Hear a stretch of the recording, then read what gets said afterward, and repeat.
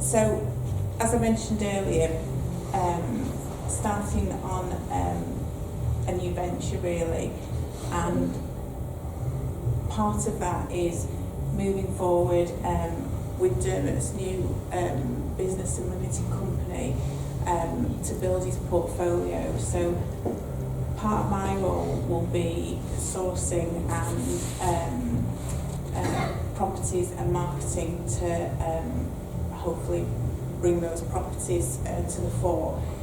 So in order for me to do that and work full time to enable Dermot to, he's not got those hours that I will, we're looking at a way of how I get the some income from the business and what's the most efficient way to do that, because we're not really sure what's the best way forward with that. So it was just to get some input from anybody if they've sort of had a similar situation or had any experience of that really. Okay. Well, I'll probably chip in first, and maybe Sunil as well, and obviously anybody else, because we've all got similar situations. But if you're asking specifically how to get paid from Dermot's company, and I'm assuming that you're perhaps leaving your job soon, and this will be your first full time. Well, there's absolutely no reason why he can't pay you a wage, and so I think that's the simple answer. It may be that you want to keep your businesses and money for the future separately, so you may not be a director or shareholder of his company, but you may set up your own company and be the only director and shareholder of that. And you can then cross-charge, send him an invoice, and then pay yourself, instead of out of Dermot, you would charge him and then pay yourself in wages and or dividends from your own limited company, because you can get dividends where you're a shareholder. So I think the only thing I would probably say in addition is to really echo what Sunil said before, and it's great that you've asked that question here, because there are other people in that who've recently set up their own limited companies, perhaps for the first time, and don't know the answers to these questions, even if they're relatively easy for me. There's things that you know that I just simply don't know. So it's really a matter of getting an accountant who you can trust, and get that advice from. But I hope that's answered it probably fairly comprehensively, but you can ask a quick question. Yeah, please, Georgina. I was just going to follow up on that. So there's two other ways of getting money out of the business other than him paying you as an employee in effect. One that we use is so Peter is a management agent for the properties that are in my company, so he gets like a sourcing fee. So you talked about sourcing, a management fee, and then you can build in extras that are reasonable what the market would charge.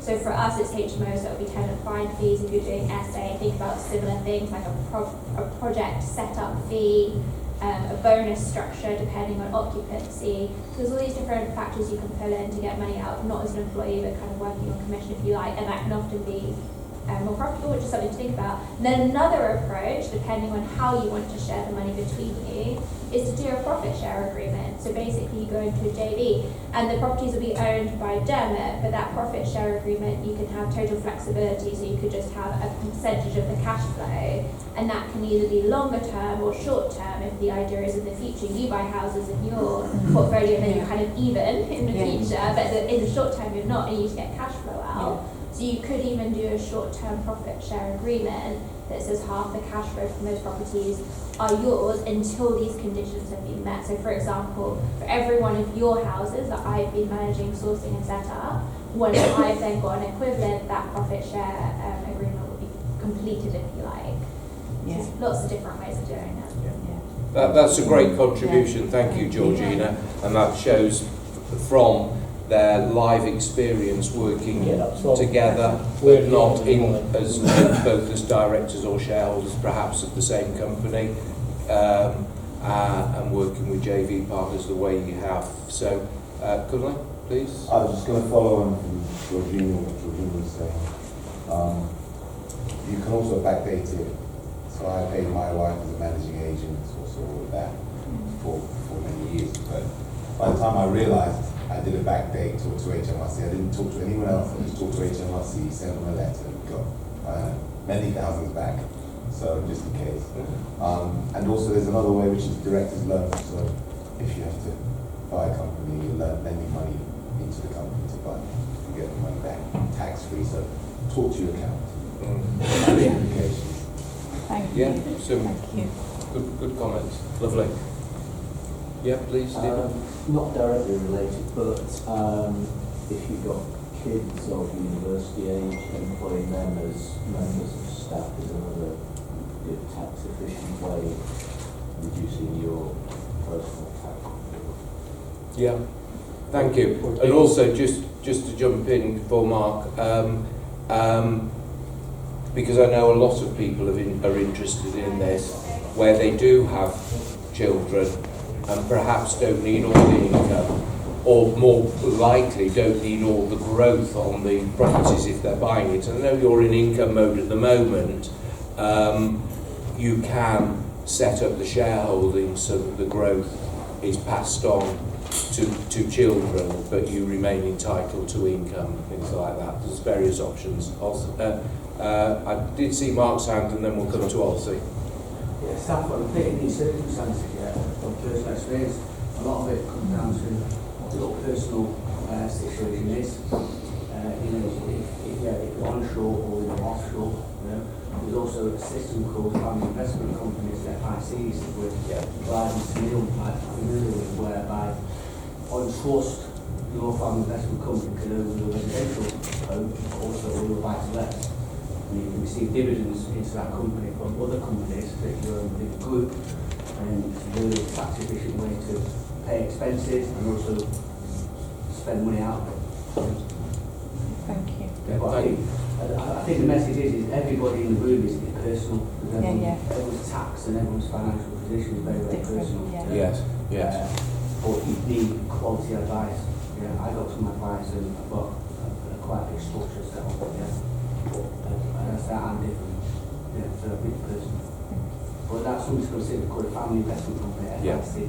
Thank you. The system brought in by HMRC about 10 years ago to help, done by the Conservatives, used to help property people in London. Okay, and Olsie? Just a quick mention, because what you say there is that you want to develop your own portfolio, right? You're going to consider leveraging in the future. So if you're taking all this tax-free stuff, you're going to be at £12,000, 500, some dividends here and there. But if your future is to build your own portfolio, you've got to talk to your broker as well. What is the minimum amount of money that I can have to use these lenders for these specific investments?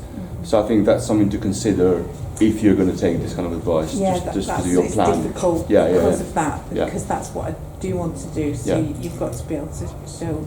Because I'm going to find it difficult raising if you're not careful. There are great ways of practice. So it's different. It's not but your straightforward, JV partner might be the one that puts all the money in. Therefore, I'm just saying, it's always good to have that as a backup plan if you're building your own portfolio. But then, what if it means that the person you're working with is putting all the cash in, and you can buy the discount, and then you can release all the money out before? Then you might not need so much. So just knowing who you're going to be working with and knowing where your funding is going to come from is really important. If you think that the funding is going to come from your personal earnings, or somewhere from your own money, then I think just considering those points, being in a good level where you can have both of the best, basically. So that's kind of a consideration. Okay, thanks. Bucky, you've got two questions. Yeah.